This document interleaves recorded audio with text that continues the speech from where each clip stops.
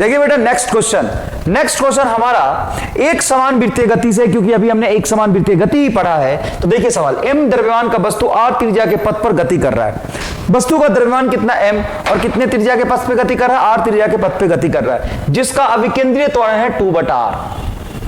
अभिकेंद्रीय त्वरण क्या है, 2/r दिया हुआ है। तो ये कौन सा अभिकेंद्रीय त्वरण दिया हुआ है, ताक्षणिक या औसत? तो आपको मैंने बहुत पहले से बताते आ रहा हूं कि अगर सिर्फ त्वरण लिखा हुआ है तो ताक्षणिक त्वरण ही होगा, है ना।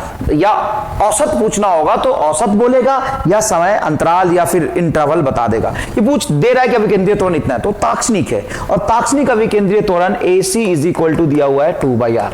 वैसे होता क्या ताक्षणिक अभिकेंद्रीय त्वरण? ताक्षणिक अभिकेंद्रीय त्वरण होता है v²/r, जो कि वस्तु के द्रव्यमान पर निर्भर नहीं करता। अभिकेंद्रीय त्वरण का मान होता है v²/r, ω²r या ओमेगा इंटू v कल पढ़ाया था। तो ये हो गया अभिकेंद्रीय त्वरण v²/r होता है, ये अभिकेंद्रीय त्वरण का मान होना चाहिए। लेकिन इस सवाल में कितना दिया हुआ है, 2/r। तो यहां से r से r कैंसिल हो जाएगा, तो v बराबर आ जाएगा आपका √2 मीटर पर सेकेंड। समझ में आया कि नहीं आया? अभिकेंद्रीय त्वरण सवाल में दिया हुआ था कि 2/r है, और होना कितना चाहिए, जो कंसेप्ट अभिकेंद्रीय त्वरण का वो ये है कि AC इज इक्वल टू होना चाहिए v²/r, ω² into omega into v, ये सब होना चाहिए। तो अब यहां से निकाल सकते हैं v का मान √2 मीटर पर सेकेंड। तो कण का संवेग क्या होगा? देखो बेटा, कण के संवेग से क्या मतलब है? कण के संवेग से मतलब है मास इंटू वेलोसिटी का प्रोडक्ट। मास बताइए कितना है, m है, और वेलोसिटी कितना दिया, √2। तो ये हो जाएगा आपका जवाब √2m kg मीटर पर सेकेंड। यही तो संवेग का इकाई होता है, तो √2m is a correct answer. सवाल एकदम आसान है, एकदम स्ट्रेट फॉरवर्ड डायरेक्ट सवाल है, कोई खास बात नहीं है। आगे देखिए, 2 kg वस्तु 4 मीटर त्रिज्या के वृत्तीय पथ पर प्रति सेकेंड 4/π चक्कर काट रहा है। कितनी चक्कर काट रहा है बेटा? प्रति सेकेंड 4/π चक्कर काट रहा है। तो ये हो गया ओमेगा। ओमेगा होता है चक्कर की संख्या प्रति सेकेंड। यहां पे लिखा हुआ है कितने त्रिज्या के पथ पे चक्कर काट रहा है, तो 4 मीटर त्रिज्या के पथ पे चक्कर काट रहा है। द्रव्यमान कितना है, तो द्रव्यमान दिया हुआ 2 kg। 2 kg का एक वस्तु 4 मीटर के पथ पे, 4 मीटर त्रिज्या के पथ पे प्रति सेकेंड 4/π चक्कर काट रहा है। तो प्रति सेकेंड चक्कर की संख्या ही आवृत्ति होती है। आवृत्ति को कैसे परिभाषित किया आपने? प्रति एकांक समय में कुल घूमे गए चक्कर की संख्या, है ना। आवृत्ति का मतलब ही होता है, 9वीं क्लास में पढ़ा होगा, मैंने आपको बताया था, प्रति इकाई समय में कुल चक्कर की संख्या, कुल चक्कर की संख्या प्रति सेकंड। कुल चक्कर की संख्या प्रति सेकंड है 4/π चक्कर प्रति सेकंड, 4/π चक्कर प्रति सेकंड। तो आप इसको लिखेंगे 4/π। ये हो गया आपका OF, आवृत्ति दिया हुआ है। तो अभिकेंद्रीय त्वरण का मान बताएं, तो सुनिएगा ध्यान से। अभिकेंद्रीय त्वरण होता है आपका v²/r। तो r त्रिज्या तो 4 मीटर दिया हुआ है, लेकिन आपको v नहीं पता, तो आप v को लग सकते हैं r ओमेगा। तो जैसे r ओमेगा रखेंगे तो स्क्वायर है, तो r² ओमेगा स्क्वायर, r से r कटेगा तो ω² r आ जाएगा। फिर ओमेगा भी तो नहीं पता हमें क्या पता है? आवृत्ति होता है ओमेगा इज इक्वल टू, याद करिए, 2π/t, 1/t होता है f। तो ओमेगा बराबर होता है 2πf। जब आप इसकी वैल्यू को यहाँ पे रखेंगे, किसकी वैल्यू को रखेंगे? ओमेगा की वैल्यू को। तो ये ω² है, इसका वैल्यू रखोगे तो क्या हो जाएगा बेटा, बोलो? 4π² f² इंटू r। और आवृत्ति कितना दिया हुआ है? 4/π। तो यहाँ पे रखोगे 4/π, तो 16/π²। क्या होगा बोलो बेटा? 4π², 16/π²। और r का मान कितना दिया हुआ है? 4 मीटर। तो r के मान को रख दोगे 4। π² से π² कैंसिल होगा, 4 चौका 16 और गुना 16 क्या हो जाएगा? 256 मीटर प्रति सेकेंड स्क्वायर। ये आ जाएगा आपका अभिकेंद्रीय त्वरण। तो क्वेश्चन में कोई खास बात नहीं, बस आपको चीजों को लिंक करना है। द्रव्यमान की जरूरत नहीं पड़ी। क्यों नहीं पड़ी द्रव्यमान की जरूरत? क्योंकि अभिकेंद्रीय त्वरण द्रव्यमान पर निर्भर नहीं करता। अभिकेंद्रीय त्वरण द्रव्यमान पर निर्भर नहीं करता। क्या होता है अभिकेंद्रीय त्वरण का सूत्र? अभिकेंद्रीय त्वरण का सूत्र देखिए क्या होता है, AC is equal to v²/r और ω²r। किससे सॉल्व करना आसान होगा? तो डिपेंड करता है कि मुझे क्वेश्चन में क्या दिया हुआ है। अगर मुझे v दिया होता और त्रिज्या दिया होता तो डायरेक्टली v²/r करता। मुझे ओमेगा दिया होता तो मैं लिखता हूं ω²r। ना तो मुझे v दिया है, ना ही ओमेगा दिया। मुझे क्या दिया है? चक्कर की संख्या प्रति सेकेंड, जो कि होता है आवृत्ति। आवृत्ति f, तो आवृत्ति से ओमेगा निकाल सकते हैं क्योंकि ओमेगा बराबर होता है 2πf। तो देखो कहानी कैसे बदली। पहले आपको सवाल पढ़ के समझना पड़ेगा कि आवृत्ति होता है क्या। चक्कर की संख्या प्रति सेकंड वो 4/π दिया हुआ है। फिर आपको आवृत्ति से आप ओमेगा निकाल सकते हो, ओमेगा होता है 2πf और अभिकेंद्रीय त्वरण होता है ओमेगा × r। तो ओमेगा की वैल्यू रखोगे यहाँ पे 2πf के टर्म्स में, फिर f की वैल्यू पुट करोगे और r की वैल्यू पुट करोगे, तब जाके ये आपका अभिकेंद्रीय त्वरण आएगा। समझ में आया क्या ये बात? स्क्रीन पॉज करके अच्छे से लिखिए, स्क्रीन पॉज करके बेटा अच्छे से लिखिए, स्क्रीन पॉज करके अच्छे से लिखिए। रामलाल लिख लिया क्या? आगे देखो। नेक्स्ट अभिकेंद्रीय त्वरण तथा स्थिति सदिश के बीच का कोण क्या होगा? अभिकेंद्रीय त्वरण सेंटर की तरफ होता है और स्थिति सदिश मतलब वस्तु का स्थिति सदिश कहां से मेजर करते हैं? मैंने बताया था मूल बिंदु से, केंद्र से, के बीच कोण कितना होगा? तो देखो भाई रामलाल इधर देखो, अपन बनाएंगे सबसे पहले एक वृत्तीय पथ। जब तक आप वृत्तीय पथ नहीं बनाएंगे तो अभिकेंद्रीय त्वरण को निर्देशित कैसे करेंगे? तो ये अपन ने बनाया वृत्तीय पथ। मान लो वस्तु कहीं भी होगा, मान लो यहाँ पे है वस्तु, यहाँ पे है वस्तु, कहीं भी है वस्तु, तो उसका स्थिति सदिश मूल बिंदु के सापेक्ष ये हो जाएगा। ये उसका स्थिति सदिश, ये इसका स्थिति सदिश। तो बताओ क्या स्थिति सदिश त्रिज्या के अलोंग बाहर की तरफ होता है? स्थिति सदिश त्रिज्या के अलोंग बाहर की तरफ होता है। अच्छा, अभिकेंद्रीय त्वरण किधर होता है? अभिकेंद्रीय त्वरण वेग से लंबवत दिशा में होता है। तो यहाँ पे वेग सदिश ये आएगा और अभिकेंद्रीय त्वरण हमेशा किधर होगा? वेग से लंबवत दिशा में केंद्र की तरफ। यहाँ पे अगर वेग है तो वेग से लंबवत दिशा में केंद्र की तरफ, वेग से लंबवत दिशा में केंद्र की तरफ। तो ये देखो केंद्र की तरफ इधर आएगा, केंद्र की तरफ ये आएगा आपका AC, ये आपका केंद्र। तो बताइए अभिकेंद्रीय त्वरण तथा स्थिति सदिश के बीच का कोण, अभिकेंद्रीय त्वरण तथा स्थिति सदिश के बीच का कोण, इसका जवाब बताओ क्या होगा? इसका जवाब होगा थीटा बराबर 180 डिग्री। और हमेशा सही है ये वृत्तीय पथ पर, चाहे गति एक समान हो या गति असमान त्वरण के साथ हो या एक समान त्वरण के साथ हो, इस बात से कोई फर्क नहीं पड़ता है। अभिकेंद्रीय त्वरण और स्थिति सदिश के बीच हमेशा ही कोण 180 डिग्री का बनेगा, 200%। क्यों बनेगा 180 का ही? 180 का इसलिए बनेगा कि वस्तु हमेशा अपने स्पर्श रेखा की तरफ चल रहा होगा। कहीं भी मान लो वस्तु यहां पे, तो यहां पे वस्तु के गति की दिशा किधर होगी? स्पर्श रेखा की तरफ। स्थिति सदिश, ये रहा स्थिति सदिश, वस्तु यहां है और स्थिति सदिश कहां से देखते हैं? मूल बिंदु से। तो ये रहा वस्तु की स्थिति सदिश। और त्वरण किधर होगा? ये आपका स्थिति सदिश रहा r वेक्टर।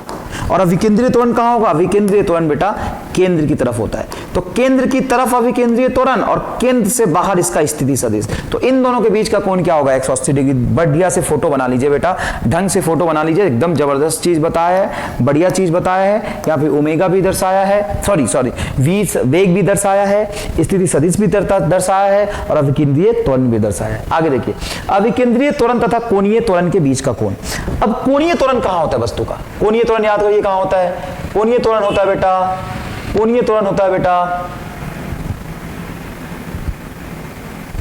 कोणीय त्वरण होता है तल के लंबवत। अगर वस्तु एंटी क्लॉकवाइज चल रहा था, कैसा चल रहा था? एंटी क्लॉकवाइज, तो कोणीय त्वरण बाहर की तरफ होगा। मतलब अल्फा, ओमेगा और थीटा ये तीनों कहां होगा? ये तीनों अक्ष के अनुदिश, अक्ष के अनुदिश, अक्ष के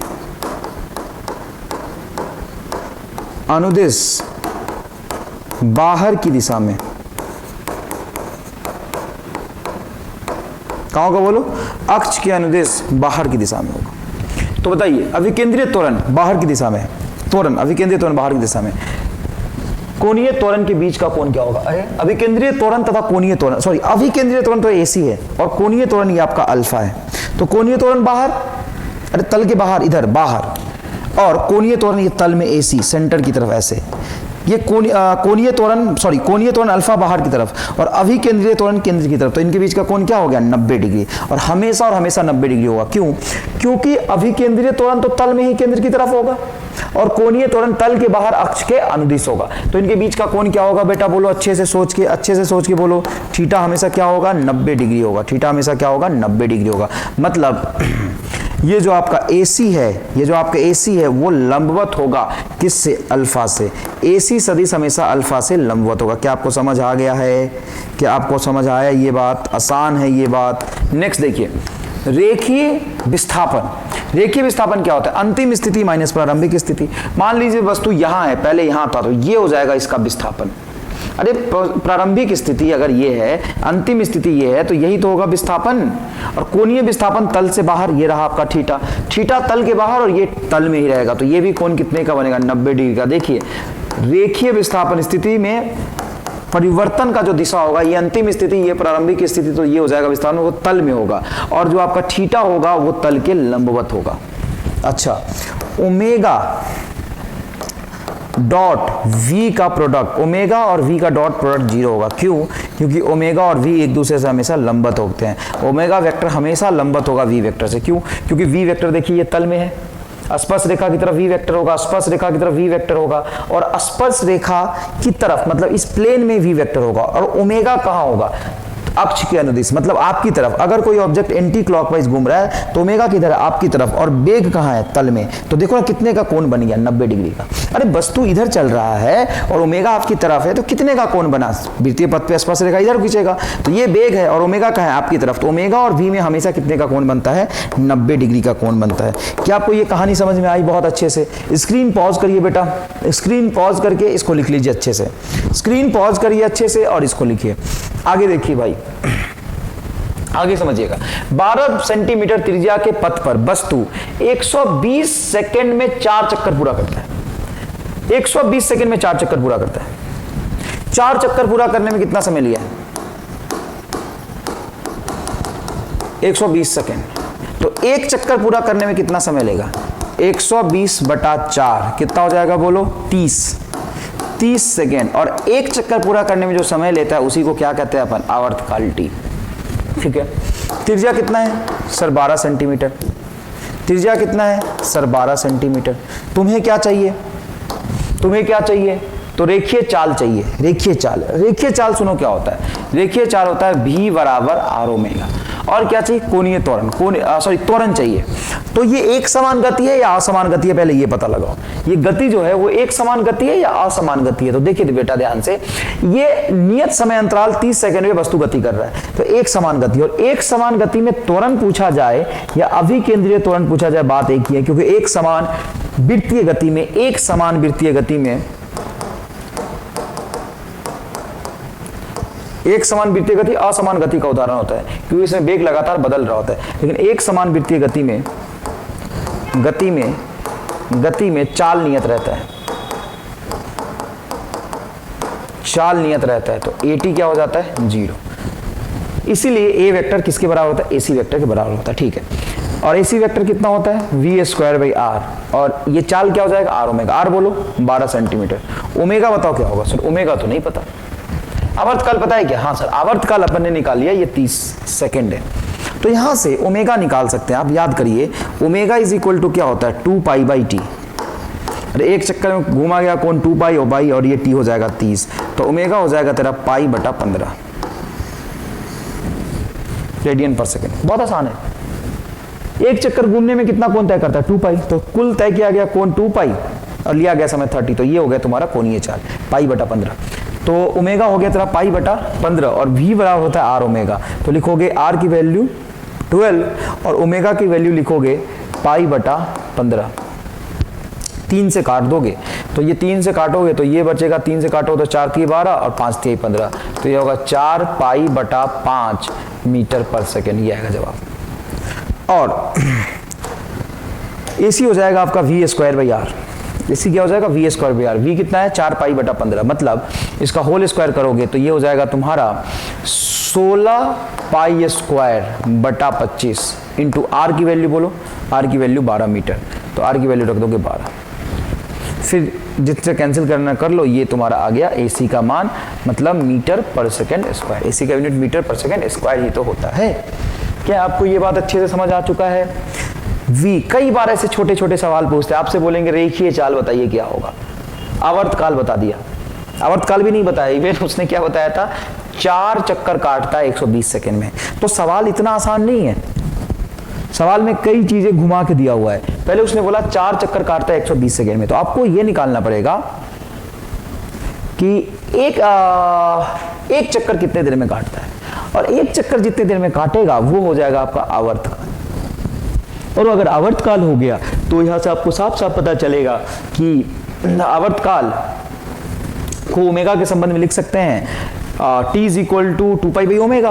अरे भाई ओमेगा बराबर होता है 2π/t, तो t बराबर क्या होगा 2π/ओमेगा। t बराबर क्या होगा 2π/ओमेगा। तो यहां से ओमेगा बराबर हो जाएगा 2π/t। t की वैल्यू रख दिया, ओमेगा निकल गया। ओमेगा निकल गया तो v बराबर r ओमेगा से आपको 4 निकल जाएगा। और त्वरण पूछा है तो एक समान वृत्तीय गति में जो त्वरण होता है वही अभिकेंद्रीय त्वरण हो जाता है, तो आप लिख लेंगे v²/r, वहां से आपको आ जाएगा अभिकेंद्रीय त्वरण। आगे देखिए सवाल, यदि एक वस्तु 4 चक्कर प्रति मिनट काटता है तो यहां पे बच्चे गलती करते हैं 200%। 4 चक्कर प्रति सेकंड, क्या ये कोणीय चाल है? नहीं, कोणीय चाल बेटा होता है ओमेगा, जिसका यूनिट दिया होता है रेडियन पर सेकेंड। रेडियन पर सेकेंड, कोणीय चाल रेडियन पर सेकेंड। एक वस्तु 4 चक्कर प्रति मिनट काटता है, 4 चक्कर प्रति मिनट रेडियन पर सेकेंड थोड़ी ना होगा, तो ये कोणीय चाल नहीं है। क्या ये आवृत्ति है? नहीं, आवृत्ति भी नहीं है, क्योंकि आवृत्ति होता है चक्कर की संख्या, revolution, RVS, revolution per second, चक्कर की संख्या प्रति सेकेंड, ये होता है आपका आवृत्ति। चक्कर की संख्या प्रति सेकेंड ये होता है आपका आवृत्ति। ये कह रहा है एक वस्तु 4 चक्कर प्रति मिनट काटता है, 4 चक्कर प्रति मिनट काटता है। 4 चक्कर काटने में उसको कितना समय लगता है? 1 मिनट। 4 चक्कर काटने में कितना समय लगता है? 1 मिनट। तो 1 सेकेंड में कितना चक्कर काटेगा? तो ये आपको निकालना पड़ेगा। देखो ये जो F है वो था रिवोल्यूशन पर सेकेंड, प्रति सेकेंड चक्कर की संख्या। ये कह रहा है कि 4 चक्कर प्रति मिनट है, मतलब 4 चक्कर काटने में उसको 1 मिनट लगता है, तो इसको सेकेंड में चेंज करो तो 60 आ जाएगा। मतलब ये होगा 1/15 चक्कर प्रति सेकेंड। 1/15 चक्कर प्रति सेकेंड। ऐसे देखो ना, 4 चक्कर 1 मिनट में, तो 1 मिनट मतलब 7 सेकेंड में, 4 चक्कर 60 सेकेंड में, तो 1 सेकेंड में कितना हुआ? 4/60, तो 4/60 हो जाएगा तुम्हारा 1/15, तो 1/15 चक्कर प्रति सेकेंड, ये तुम्हारा आवृत्ति हो जाएगा। प्रति सेकंड जो चक्कर की संख्या होती है वो तुम्हारा आवृत्ति हो जाएगा। बिल्कुल सही है, ये तुम्हारा क्या हो जाएगा? आवृत्ति हो जाएगा। तो वृत्तीय पथ पर त्वरण बताए, तो ये एक समान इतना 1/15 चक्कर प्रति सेकंड से चल रहा है, तो एक समान वृत्तीय गति, और एक समान वृत्तीय गति में जो त्वरण होता है वो अभिकेंद्रीय त्वरण ही होता है, और अभिकेंद्रीय त्वरण होता है तुम्हारा ω²r। ओमेगा क्या होगा? तो ओमेगा होता है 2πf, f का मान रख दो 1/15, तो ये हो जाएगा तुम्हारा 1/15 मतलब 2π/15। ω² मतलब ये हो जाएगा 4π²/225, 15 का होल स्क्वायर 225 होता है, और त्रिज्या 10 मीटर है, तो त्रिज्या यहाँ पे रख दो 10 मीटर, तो ये होगा तुम्हारा 40π²/225, 40π²/225।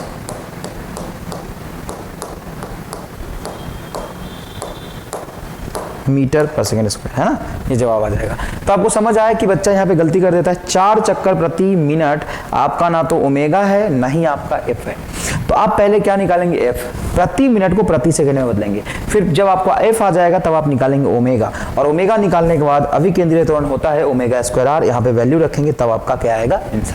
समझ आए क्या ये बात? स्क्रीन पॉज करके बेटा लिखिए, स्क्रीन पॉज करके लिखिए, आगे देखिए। वस्तु का पथ बताएं निम्नलिखित स्थिति के लिए। निम्नलिखित स्थिति के लिए वस्तु का पथ कैसा होगा? देखिए ये स्थिति दिया हुआ है, वस्तु का पथ बताएं निम्नलिखित स्थिति के लिए यदि त्वरण हमेशा वेग के लंबवत है। तो ये किस स्थिति में त्वरण हमेशा वेग के लंबवत होगा? यदि त्वरण हमेशा वेग के लंबवत है, इसका मतलब ये हुआ, मान लो वेग इधर है तो त्वरण इधर है साहब, इसका मतलब ये होगा ये त्वरण वस्तु के चाल को नहीं बदलेगा। जो त्वरण वस्तु के वेग के लंबवत होता है वो कभी भी उसके चाल को नहीं बदलता, दिशा को बदलेगा, तो दिशा बदल देगा। तो मान लो अभी वेग इधर है तो त्वरण इधर होगा, हमेशा बोला है यदि त्वरण हमेशा वेग के लंबवत है तो इधर अगर वेग है तो इधर त्वरण होगा, फिर जब वस्तु यहाँ आएगा इधर इसका वेग है तो इधर इसका त्वरण होगा, फिर वस्तु यहाँ आएगा तो इधर इसका वेग है तो इसका इधर त्वरण होगा, फिर वस्तु यहाँ आएगा। मतलब देखो AC हमेशा केंद्र की तरफ और वेग लंबवत, मतलब ये लंबवत त्वरण हमेशा वस्तु के वेग की दिशा परिवर्तित करता है।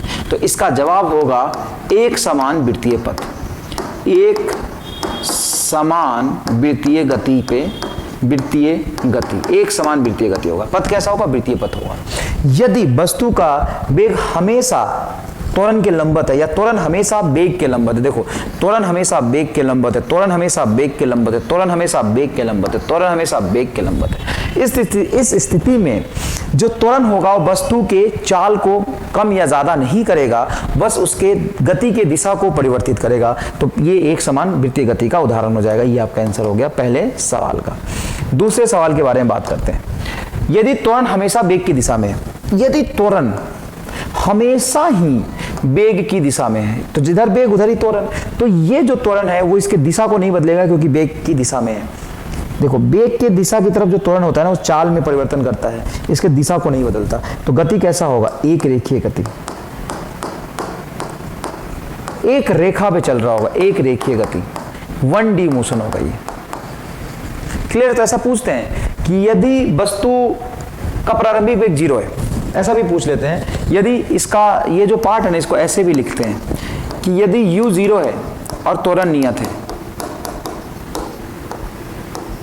तो बताओ वस्तु का गति कैसा होगा? एक रेखीय गति होगा। यदि किसी वस्तु का प्रारंभिक वेग 0 है तथा वो नियत त्वरण से गति प्रारंभ करता है, तो उसका पथ कैसा होगा? पक्का एक रेखीय गति होगा, एक लाइन पे चलेगा। क्यों? क्योंकि वस्तु का वेग मान लो 0 है, तो जिधर त्वरण लगेगा क्या वेग उधर ही उत्पन्न लेगा। अरे तू यहाँ पे खड़ा है, मैं आके पीछे से धक्का मार दिया और लगातार पीछे से धक्का मारता जा रहा हूं, तो तू मेरे धक्का की तरफ ही जाएगा, तो जिधर त्वरण होगा उधर ही वस्तु का वेग आ जाएगा। तो जिधर वेग उधर ही त्वरण, तो लगातार ये त्वरण इसके वेग को बढ़ाता रहेगा, इसके चाल को बढ़ाता रहेगा, वस्तु एक रेखीय गति करेगा। तो याद रखना, यदि प्रारंभिक वेग 0 हो और नियत त्वरण लगे, प्रारंभिक वेग 0 हो और नियत त्वरण इधर ही एक ही दिशा में लग रहा है, तो वस्तु का पथ एक रेखीय होगा। यदि त्वरण और वेग एक ही दिशा में हो तो वस्तु का पथ एक रेखीय होगा। ठीक है। यदि नियत त्वरण है जो प्रारंभिक वेग से थीटा कोण पर है, कोई एक नियत त्वरण है, मतलब मान लो ये त्वरण है नियत, लेकिन वो प्रारंभिक वेग से कुछ थीटा कोण बना रहा है और वो थीटा कोण 0 डिग्री तथा 180 डिग्री नहीं होगा, क्योंकि अगर नियत त्वरण है और उसके वेग से 180 डिग्री का कोण बना रहा है, या नियत त्वरण है और उसके वेग की दिशा में है ना, अगर त्वरण और वेग के बीच का कोण 180 डिग्री हो गया, यदि त्वरण और वेग के बीच का कोण 0 डिग्री हो गया, इन दोनों ही स्थितियों में वस्तु का गति कैसा होगा? एक सरल रेखीय गति होगा। क्यों होगा रेखीय गति? क्योंकि ये त्वरण लगातार इसके चाल को बढ़ाएगा, दिशा परिवर्तित नहीं करेगा, और ये त्वरण लगातार इसके चाल को कम करेगा, दिशा परिवर्तन नहीं करेगा। होगा असली में क्या कि वस्तु पीछे जा रहा होगा, त्वरण आगे तो कहीं रुकेगा, फिर इसी लाइन पे चलेगा, तो गति तो रेखीय ही हुआ ना। तो याद रखिएगा, यदि त्वरण और वेग के बीच का कोण 0 डिग्री है तो रेखीय गति, 180 डिग्री है तो भी रेखीय गति। लेकिन यदि कोण 0 और 180 के अलावा कुछ भी है, 0 और 180 के अलावा कुछ भी, मान लो नियत त्वरण इधर लग रहा है और वेग इधर, तो इसका पथ कैसा होगा? ऐसा, याद है परवलय। तो इसका पथ कैसा होगा? इस सवाल का जवाब कैसा होगा? परवलयाकार। कैसा गति करेगा बेटा? बोलो, परवलयाकार गति करेगा। तो ये बड़ा इंपॉर्टेंट है, बहुत ज्यादा इंपॉर्टेंट सेक्शन है, ये ब्रांच है, ये समझना बहुत जरूरी है आपके लिए कि आपको बहुत अच्छे से ये कहानी समझ में आया। स्क्रीन पॉज करके बेटा लिखिए। नेक्स्ट देखिए बेटा, नेक्स्ट क्वेश्चन देखिएगा। यदि एक वस्तु समय के सापेक्ष वृत्तीय पथ पे चल रहा है जिसका कोणीय स्थिति थीटा समय के फलन में दिया हुआ 2t² + 4t + a, तो t = 2 सेकेंड पर कण का कोणीय वेग क्या होगा? t = 2 सेकेंड पर कण का कोणीय वेग क्या होगा? कैसे करेंगे सॉल्व? तो कोणीय वेग होता है कोणीय स्थिति में परिवर्तन की दर dθ/dt। सिंपल इसका क्या कर देंगे आप? अवकलन कर देंगे। तो 2t² का अवकलन, तो 2 बाहर, t² का अवकलन होगा 2t और प्लस 4t में 4 बाहर, t का अवकलन होगा 1, तो ये 4। तो जवाब आएगा आपका 4t + 4। अगर आपको अल्फा चाहिए तो अल्फा होता है dω/dt। कुछ ही ऐसे सवाल पूछे जाते हैं क्योंकि इसमें कंसेप्ट कुछ खास नहीं है। अगर आपको फॉर्मूला पता है तो काइनेमेटिक्स में तो n नंबर ऑफ क्वेश्चन आपने ऐसे किए थे। तो बताइए 4t + 4 का अवकलन क्या हो जाएगा? सिंपल 4। 4t + 4 का अवकलन हो जाएगा सिंपल 4। तो इसका कोणीय त्वरण आ जाएगा 4 रेडियन/सेकेंड स्क्वायर, क्योंकि आपको 2 सेकंड पे चाहिए, तो टाइम पे तो डिपेंड ही नहीं कर रहा, ओमेगा टाइम पे डिपेंड कर रहा है। अलग अलग समय पे ओमेगा अलग होगा। 2 सेकंड रखेंगे तो ये 2 रखेंगे तो 4 दूना 8 + 4 क्या हो जाएगा? 12 रेडियन/सेकेंड स्क्वायर। यह आएगा आपका जवाब। क्लियर है क्या? ये बात समझ आया अच्छे से? स्क्रीन पॉज करके इसको लिखिए। ठीक है बेटा, स्क्रीन पॉज करके इसको लिखिए। आगे देखिएगा। यदि m तथा कैपिटल M तथा स्मॉल m, कैपिटल M तथा स्मॉल m द्रव्यमान के दो पिंड कैपिटल R तथा स्मॉल r त्रिज्या के पथ पर एक समान आवर्तकाल से गति कर रहे हैं, तो इनके वेगों का अनुपात क्या होगा? तो इनके कोणीय वेग का अनुपात क्या होगा, है ना? कोणीय वेग का अनुपात क्या होगा? वेग का अनुपात भी निकालेंगे, कोई खास बात नहीं है, पहले समझिए। ये कह रहा है कि कैपिटल M द्रव्यमान का एक वस्तु है जो कि कैपिटल R त्रिज्या के पथ पे गति कर रहा है, और एक स्मॉल m द्रव्यमान का वस्तु है जो स्मॉल r त्रिज्या के पथ पे गति कर रहा है, लेकिन दोनों का आवर्तकाल क्या है? सेम है। तो दोनों के कोणीय चाल का अनुपात पूछा, तो पहले का कोणीय चाल ω1, दूसरे का कोणीय चाल ω2। ω1 क्या लिखेंगे? ω1 लिखेंगे 2 पाई बाई T1, ω2 लिखेंगे 2 पाई बाई T2। बताइए उनका आवर्तकाल सेम है, 2 पाई तो वैसे ही कांस्टेंट है, मतलब इनका ω1 बराबर ω2 होगा। और ऐसा ही सेम सवाल डिट्टो नीट 2019 में पूछ दिया था। हमें बच्चे गलती क्या कर देते हैं कि ओमेगा को ऐसे लिख लेते हैं, ओमेगा को लिख लेते हैं V/R, क्या लिख लेते हैं? V/R। फिर पता नहीं वो क्या क्या करते रहते हैं। यहाँ पे देखो सिंपल सा कोणीय वेग का अनुपात पूछा है तुमसे। कोणीय वेग ओमेगा बराबर होता है 2 पाई बाई T, और उनका आवर्तकाल सेम है, भले उनका द्रव्यमान अलग है, त्रिज्या अलग है, लेकिन बेटा उनका आवर्तकाल तो सेम है, और आवर्तकाल T उनका सेम है। T1 और T2 दोनों का आवर्तकाल सेम है, तो ये दोनों सेम हो जाएगा, 2 पाई से 2 पाई कैंसिल हो जाएगा, तो ω1 बराबर क्या आ जाएगा? ω2। बहुत सिंपल और इजी कंसेप्ट है, बहुत सिंपल और इजी कंसेप्ट है। क्या आपको ये समझ आ गया? नेक्स्ट देखिए, घड़ी के मिनट की सुई का कोणीय वेग क्या होगा? घड़ी के मिनट के सुई का कोणीय वेग, मतलब कोणीय वेग होता है θ/t। तो एक चक्कर काटने में उसको कितना समय लगेगा? एक समान चाल से एक चक्कर काटने में कितना समय लगेगा? तो एक चक्कर में कौन कितना घूमेगा? 2 पाई। और उसको समय कितना लगेगा? तो घड़ी के मिनट की सुई है, तो मिनट की सुई देखो ना, ये 5 minute, 10 minute, 15 minute, 30 minute, 40 minute, 45 minute, 55 minute, 60 minute, तो उसको 60 मिनट लगता है। कितना लगता है? 60 मिनट। और आपको सेकेंड में चेंज करना है तो 60 से और गुना कर दे, तो क्या हो जाएगा बोलो? ये 2 पाई से कैंसिल होगा, तो 30 हो जाएगा, पाई बटा 6 × 3 18, 1800 रेडियन पर सेकेंड। ये आ गया आपका ओमेगा। घड़ी के मिनट की सुई की बात करी है, ठीक है ना? अच्छा, घड़ी के सेकंड की सुई का कोणीय चाल क्या होगा? ये मिनट वाले सुई की है, मिनट वाले सुई की। स्क्रीन पॉज करके लिखिए, स्क्रीन पॉज करके बेटा लिखिए। अब आइए, आपको सेकंड वाले सुई का कोणीय चाल निकाल देते हैं। सेकंड वाले सुई का कोणीय चाल कैसे निकालेंगे? तो घड़ी में एक चक्कर काटने में सेकंड वाले सुई को कितना समय लगता है? सेकंड वाला 60 सेकंड, 60 सेकंड तो लगता है, 60 सेकंड। तो ये होगा टोटल कौन तय किया? 2 पाई, और टाइम लगा 60 सेकंड, तो ये हो गया पाई बटा 30 रेडियन पर सेकंड। अच्छा, घंटे वाले सुई को, घंटे वाले सुई का कोणीय चाल क्या होगा? तो घंटे वाले को सुई का कोणीय चाल 2 पाई। अब घंटे वाले को कितना समय लगता है एक चक्कर काटने में? 12 घंटे। अरे 12 घंटे में एक चक्कर काट लेता है, तो 12 आवर, 12 इंटू आवर, और आवर को मिनट में चेंज करोगे तो 1 आवर इज इक्वल टू था 60 मिनट। 60 मिनट है, मिनट को सेकंड में चेंज करो तो इंटू 60, तो ये होगा, कटेगा तो 6 आ जाएगा तुम्हारा, पाई बटा 6 इंटू 3600 रेडियन पर सेकेंड। ये आपका जवाब आ जाएगा घंटे वाले सुई का कोणीय चाल। तो सबसे ज्यादा कोणीय चाल किसका हुआ है? सबसे ज्यादा कोणीय चाल हुआ है सेकंड वाले सुई का। सेकंड वाले सुई का कोणीय चाल सबसे ज्यादा है, उसके बाद मिनट वाले सुई का कोणीय चाल कम है, और सबसे कम है आवर वाले सुई का कोणीय चाल।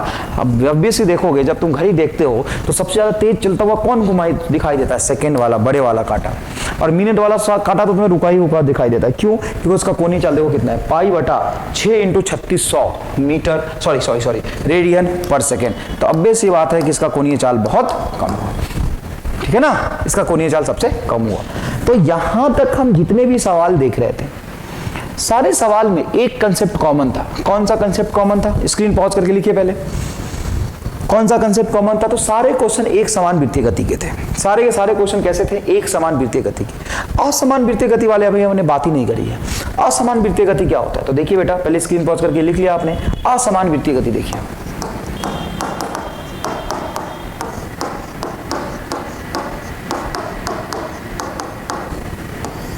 असमान वृत्तीय गति। असमान वृत्तीय गति में कोणीय चाल परिवर्तित होगा। जो कोणीय चाल होगा वो परिवर्तित होगा, नियत कोणीय चाल नहीं होगा। प्रति एकांक समय में तय किया गया जो कोण होगा वो परिवर्तित होगा। प्रति एकांक समय में तय किया कोण क्या होगा, परिवर्तित होगा। तो कोणीय चाल अगर परिवर्तित है तो पक्की बात है रेखीय चाल भी क्या होगा, परिवर्तित। क्यों रेखीय चाल परिवर्तित होगा, क्योंकि इनमें एक ही सिंपल सा रिलेशन है v is equal to R omega. कोणीय चाल परिवर्तित है तो रेखीय चाल परिवर्तित होगा। अच्छा, वेग परिवर्तित होगा, सिंपल वेग लिखा है तो रेखीय वेग समझेंगे आप, वेग परिवर्तित होगा। अच्छा, वेग क्यों परिवर्तित होगा, क्योंकि दिशा तो परिवर्तित हो ही रही है, दिशा तो परिवर्तित हो ही रही है तो वेग परिवर्तित होगा। अच्छा, गतिज ऊर्जा परिवर्तित होगा, गतिज ऊर्जा क्या होगा, परिवर्तित होगा। संवेग परिवर्तित होगा। अच्छा, त्वरण, तो इस बार अगर आप सिर्फ स्पर्श रेखीय त्वरण की बात करें AT, तो AT नॉट इक्वल टू 0 क्योंकि चाल परिवर्तित है। अब यहाँ पे देख ले, ये सारे परिवर्तित हो रहे हैं, तो रेखीय चाल परिवर्तित होने के कारण चाल में परिवर्तन की दर AT is not equal to 0। इस बार कुछ होगा, AT अगर 0 है, समझिएगा, AT अगर 0 है मतलब चाल में परिवर्तन की दर 0 है। अच्छा, ये तो कोणीय चाल है तो मतलब अल्फा। अच्छा, AT V not equal to 0 होगा क्योंकि आप जानते हैं इन दोनों में रिलेशन A बराबर R अल्फा, ना AT बराबर R अल्फा। अब जानते हैं AT बराबर क्या होता है, R अल्फा होता है।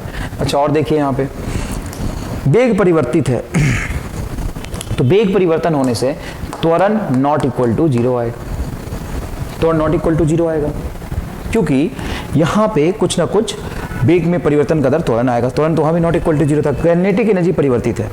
तो आप बाद में पढ़ोगे वर्क एनर्जी थ्योरम होता है, work done is equal to change in kinetic energy होता है। तो एक रेखीय गति में, सॉरी, एक समान वृत्तीय गति में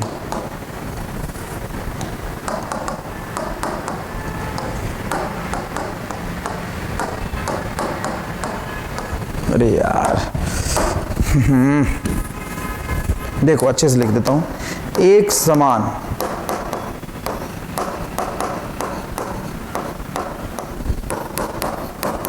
वृत्तीय गति में काइनेटिक एनर्जी कैसा रहता है, नियत, क्योंकि चाल कैसा रहता है, नियत, तो गतिज ऊर्जा कैसा हो जाएगा, नियत। अगर गतिज ऊर्जा नियत है तो गतिज ऊर्जा में परिवर्तन 0, तो कार्य कितना हो जाएगा, 0। या पढ़ोगे आगे, कार्य का कंसेप्ट पढ़ोगे तो और अच्छे से समझ में आएगा। लेकिन असमान वृत्तीय गति में गतिज ऊर्जा परिवर्तित है और गतिज ऊर्जा में जितना परिवर्तित होता है उतना ही क्या होता है, कार्य। तो यहाँ पे जो कार्य होगा, work is not equal to 0 होगा।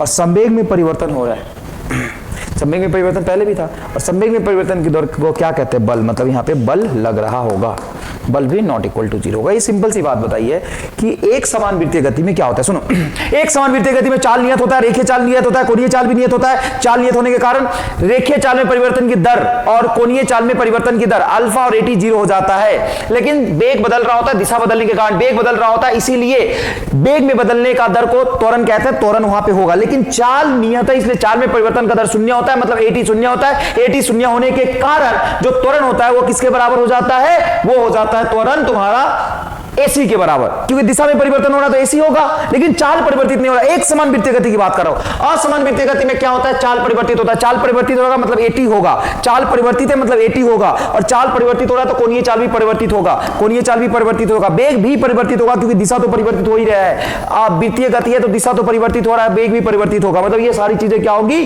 परिवर्तित होंगी।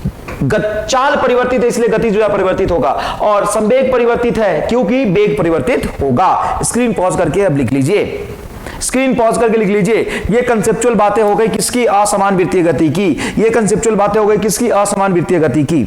स्क्रीन पॉज करके इसको लिख लीजिए, ठीक है बेटा, स्क्रीन पॉज करके इसको लिख लीजिए। अब आगे देखिएगा बेटा, अब चाल परिवर्तित है तो दो केस हो सकता है, या चाल बढ़ सकता है या चाल कम हो सकता है, दो ही केस होगा।